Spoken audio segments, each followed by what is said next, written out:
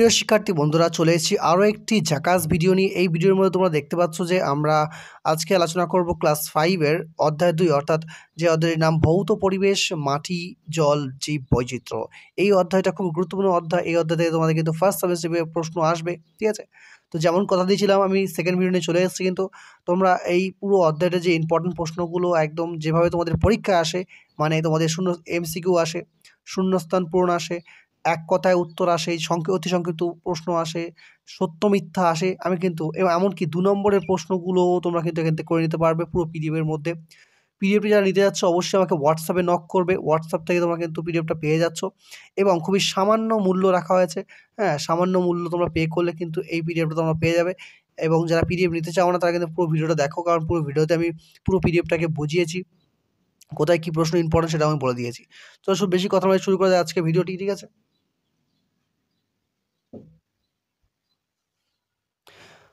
ওকে, মাটির একটি স্বাভাবিক উপাদান হলো, আমি অপশনগুলো পড়ছি না, গাছের পাতা। কিছু কিছু টাইপিং মিস্টেক আছে, সেগুলো আমি বলে দেবো কোনগুলো টাইপিং মিস্টেক আছে। শামুকখোল এক ধরনের কি? শামুকখোল এক ধরনের পাখি। একটি মেরুদণ্ডী প্রাণী হলো গিরগিটি। 4 নম্বর প্রশ্ন, ঠিক জোড়াটি নির্বাচন করো। কোন জোড়াটি ঠিক? এভাবে প্রশ্ন আসতে পারে। পাহাড়ি অঞ্চলের গাছ এবং পাইন, এটা ঠিক জোড়া। নিচের কোন কারণের জন্য মাটি গুণ নষ্ট হয় না? দেখো এখানে আমাদের উত্তর হলো চাষের সময় পরিমিত জৈব সার ব্যবহৃত করলে। পরিমিত মানে হলো নির্দিষ্ট মানের মাত্রায় জৈব সার ব্যবহার করলে কিন্তু কোনো রকম সমস্যা হবে না।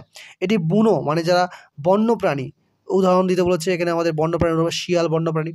যে প্রাণীটি মেরুদণ্ডী সেটি হলো আমাদের এখানে কেঁচো, অমেরুদণ্ডী সরি কেঁচো। নিচের যেটি সাহায্যে মাটির নমুনা পরীক্ষা করা হয় সেটা হলো আতশ কাঁচ। দেখেছো তোমরা, আতশ কাঁচ দিয়ে পরীক্ষা করা হয়ে থাকে। আচ্ছা, তারপরে জৈব সারের নাম লেখো। এখানে কম্পোস্ট, যেটা পচিয়ে যে সারটা তৈরি করা হয় মাটির নিচে বিভিন্ন খোসা পচিয়ে, যে সারটা বলা হয় কম্পোস্ট সার। কোন নদীটি মজে গিয়ে পূর্ব কলকাতা জলাভূমির সৃষ্টি হয়েছে? সেটা হলো বিদ্যাধরী নদী। ফার্ন জাতীয় অপুষ্পক গাছকে কি বলা হয়? ঢেঁকি শাক বলা হয়। তারপরে জলাভূমিতে দেখা যায় এমন একটি পাখির নাম পানকৌটি হবে।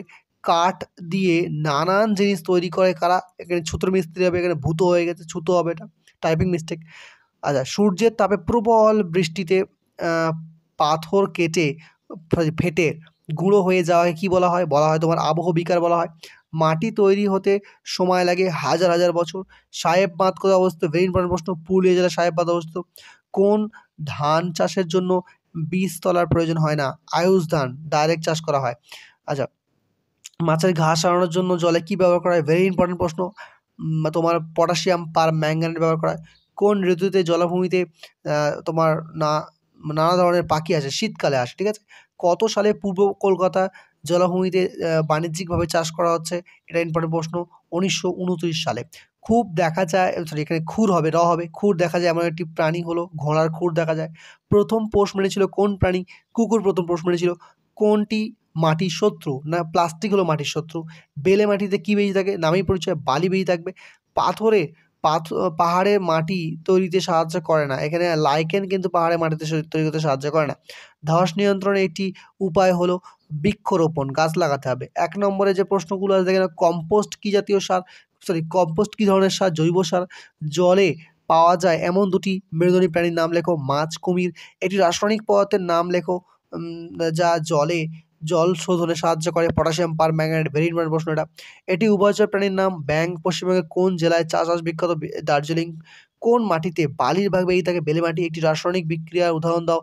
লোহা। লোহাতে মরচে পড়া রাসায়নিক বিক্রিয়ার কারণ এই মরচে আর জীবনে লোহা হবে না, ফিরে আসবে না, আগের ঘটনা। আচ্ছা, মাটির সজীব উপাদান কী কী? মাটির সজীব উপাদান হলো কেঁচো, ব্যাকটেরিয়া। উল্টো প্রশ্ন আসতে পারে যে মাটির একটি সজীব জৈব উপাদানের নাম কি? তখন তোমরা বলবে কেঁচো। যে কোনো 4টি উপকারী শাকের নাম লেখো। পালং শাক, ঢেঁকি শাক, তোমার সজনে ইত্যাদি। মাটির অস্বাভাবিক উপাদানগুলি কী কী? প্লাস্টিক, পলিথিন এগুলো। বাঙর কি? ভেরি ইম্পর্টেন্ট প্রশ্ন।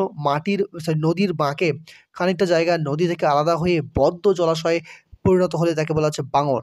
কোন মাটিতে কাদা এবং বালির ভাগ বেশি থাকে? দোআঁশ। দেখো দো মানে 2, আঁশ মানে তোমার কণা। 2টো কণাই সেম থাকে, তাই দোআঁশ নাম দেওয়া আছে। মাটির 2টি প্রয়োজনীয় উপাদান লেখো। পচা পাতা এবং মাছের কাঁটা। এগুলো তোমাদের বইয়ের প্রশ্ন। মাটির প্রধান 3টি পুষ্টি উপাদান কী কী? না NPK, N for nitrogen, P P for phosphorus, K for potassium. এটা কিন্তু শর্ট ফর্মটা পড়ে। এনপিকে কি, তখন বলতে হবে যে মাটির যে মূল উপাদান আছে নাইট্রোজেন, ফসফরাস এবং পটাশিয়াম, এগুলোকে শর্টে এনপিকে বলে। কোন মাঠের সরি এখানে মাটির হবে, কোন মাটির জল ধারণ ক্ষমতা সবচেয়ে বেশি? এঁটেল মাটির জল ধারণ ক্ষমতা সবচেয়ে বেশি। কলকাতার ঢাল কোন দিকে? ভেরি ইম্পর্টেন্ট প্রশ্ন, পূর্ব দিকে ঢাল কিন্তু। গৌড় কি? এটাও গুরুত্বপূর্ণ প্রশ্ন। জলদাপাড়া জঙ্গলে বড় কালো গরুর মতো জন্তুকে গৌড় বলা হয় বা ভারতীয় বাইসন বলা হয়। ব্যাঙ, আচ্ছা ব্যাঙের বাচ্চাকে কি বলে? ব্যাঙাচি বলে। একটি নিশাচর প্রাণী মানে রাতে শিকার করে, পেঁচা। আকর্ষযুক্ত একটি গাছের নাম, মানে যেগুলো আকর্ষী আছে, যেমন তোমার লাউ, কুমড়ো, এইগুলো পুকুরের পাশে ঝাড় হয়ে জন্মায় কোন গাছ? যেমন বাঁশ গাছ, কলা গাছ, এগুলো। জলাভূমিতে কোন প্রাণী ধরা নিষেধ? যে কচ্ছপ, কচ্ছপ কিন্তু হারিয়ে যাচ্ছে, এই জন্য ধরা যাবে না। আচ্ছা, একটি আঁশযুক্ত মাছের নাম লেখো। রুই মাছ, একটি আঁশবিহীন মাছ, মাগুর, শিঙি, এইগুলো। আকর্ষক কাকে বলে? লতানো গাছ থেকে যে সবুজ সরু সুতোর মতো অংশ বেরোয় তাকে বলা হচ্ছে কিন্তু আকর্ষক। এটার সাহায্যে তারা কিন্তু অন্য গাছকে অবলম্বন করে সোজা জানাতে পারে। শূন্যস্থান পূরণ। মাটির জল ধারণ ক্ষমতা সবথেকে কম কার? বেলে মাটিতে। আর সবথেকে বেশি কোনটা? এঁটেল মাটিতে। চাষ করতে হলে বীজ আর জল ছাড়াও কি লাগবে? মাটি লাগবে আর আলো লাগবে। ড্যাশ অঞ্চলের মাটির নিচে জল নোনতা? সুন্দরবনের অঞ্চলের মাটির নিচে জল নোনতা। কোচবিহারের বিখ্যাত জলাভূমির নাম? Very important, Rasikbil. কলকাতার নোংরা জল পূর্বে পাঠানোর পরিবার কি করেছিল? William clerk. এটাও ইম্পর্টেন্ট প্রশ্ন। গাছ সার থেকে ড্যাশ ড্যাশ উপাদান সংগ্রহ করে, এনপিকে মানে নাইট্রোজেন, পটাশিয়াম এবং ফসফরাস। নদীর বাঁকে বদ্ধ, এটা ইম্পর্টেন্ট, নদীর বাঁকে বদ্ধ জলাশয়ে কি বলা হয়? বাঙর বলে, এটাও পড়েছি। গন্ধ বকুলের অপর নাম কি? ভামবেড়াল। তারপর কি আছে দেখি, ৯ প্রশ্ন, জল ধরে ব্যবহার করলে মাটির নিচের জল সংরক্ষিত হয়। এটা বৃষ্টির জল ধরে ব্যবহার করতে হবে, ঠিক আছে? তবে মাটির ফোকাস হবে, হ্যাঁ, বৃষ্টির জল, মাটির কিন্তু জল সংরক্ষণ হবে। আচ্ছা, মাটি চাষবাসের উপযুক্ত কোন মাটি চাষবাসের সবচেয়ে বেশি উপযুক্ত? দোআঁশ মাটি সবচেয়ে বেশি উপযুক্ত। মাটির নিচের জলকে কি বলা হয়? ভৌম জল বলা হয়। আরও কিছু প্রশ্ন আছে দেখে নাও। একটি জৈব সার হলো কম্পোস্ট সার। ঘরের দেওয়ালে থাকা এই দুটি বন্যপ্রাণীর নাম? টিকটিকি, আরশোলা। পোষ মানানো যায় না বন্যপ্রাণী। এটি একটি বিরুৎ হবে, এটা বিরুৎ জাতীয় সপুষ্পক উদ্ভিদের নাম হলো ধান। এদের কান্ডটা ফাঁপা হয়ে থাকে, ঠিক আছে? ফাঁপা মানে বিরুৎ। মাটিতে থাকা জীবাণুরা মাটির ড্যাশ উপাদানকে ভাঙতে সাহায্য করে? জৈব উপাদানকে ভাঙতে সাহায্য করে। যারা জৈব তারা পচে যায় মানে ভেঙে দেয়। জলদাপাড়া একটি কি? অভয়ারণ্য। ভেরি ইম্পর্টেন্ট প্রশ্ন এটা। ড্যাশ বনে গেলে লাল মোরগ দেখা যায়, এটাও ইম্পর্টেন্ট হতে পারে। জলদাপাড়ায় গেলে দেখা যাবে। জলদাপাড়ার জঙ্গলে বড় বড় কালো গরুর মতো জন্তু, এটা পড়েছি আমরা, বাইসন, ভারতীয় বাইসন বা গৌড় বলা হয় তাকে। ড্যাশ মাটির জল ধারণ ক্ষমতা বেশি? এঁটেল মাটি। সবথেকে কম কাতালে হবে? বেলে মাটি হবে। আচ্ছা, ট্যাংরা মাছের কাঁটা আসলে কি? দেখে সাইডে যে কাঁটা, ওটা এক ধরনের পাখনা। আচ্ছা, শুঁয়োপোকা কিসে পরিণত হয়? প্রজাপতিতে পরিণত হয়। সত্য মিথ্যা? চড়ুই, কাক পাখিগুলি সহজেই পোষ মানে না, মিথ্যা এটা। পোষ মানে মিথ্যা। জৈব সার দিয়ে মাটি উর্বর হয়, সত্য। পুকুরের জলে রান্না না করাই ভালো, সত্য।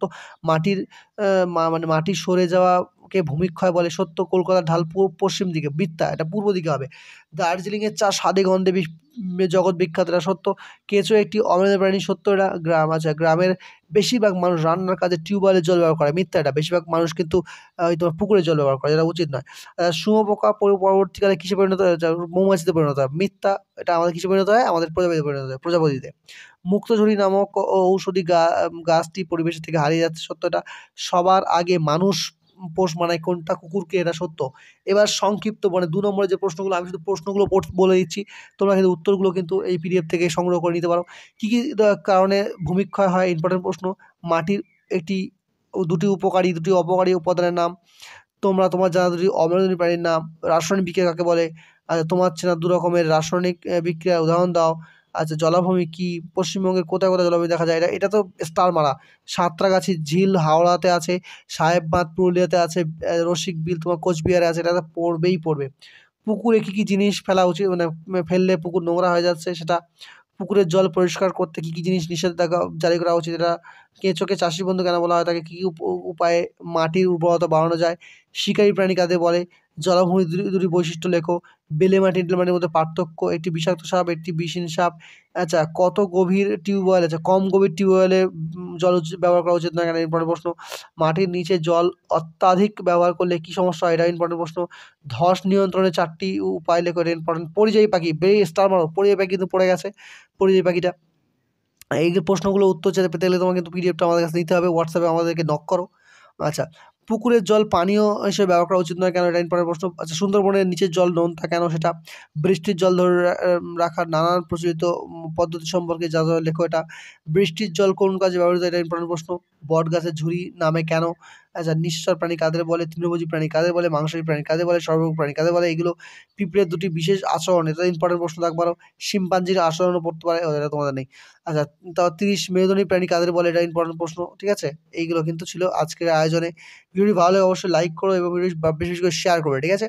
আর তোমাদের পিডিএফটা চাইলে অবশ্যই পিডিএফটা আমাকে হোয়াটসঅ্যাপে নক করবে। হোয়াটসঅ্যাপে নক করলে সামান্য কিছু অর্থ দিয়ে তোমরা কিন্তু এই পিডিএফটা নিতে পারবে, ঠিক আছে? আর চ্যানেলটিকে সাবস্ক্রাইব করতে ভুলবে না। পরবর্তী ভিডিওর আপডেট পেতে অবশ্যই বেল আইকনটাকে অবশ্যই তোমরা ক্লিক করে রাখবে এবং অল নোটিফিকেশনকে এনাবেল করে রাখবে। টাটা, আজকের জন্য দেখাবো অন্য একটা ভিডিওতে।